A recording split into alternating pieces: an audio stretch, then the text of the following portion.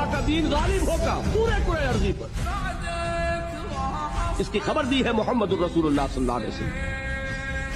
انہوں نے فرمایا ہے کہ پورے کرۂ ارضی پر کوئی گھر نہیں رہے گا، نہ اینٹ اور گارے کا بنا ہوا، نہ اونٹ کے بالوں سے بنے ہوئے کمبلوں کا بنا ہوا کوئی خیمہ رہے گا جس پہ اللہ کا دین داخل ہے۔ یہ کام تو ہو کر رہے گا، صرف یہ ہے کہ ہم اس میں سے سعادت کا حصہ پاتے ہیں یا نہیں۔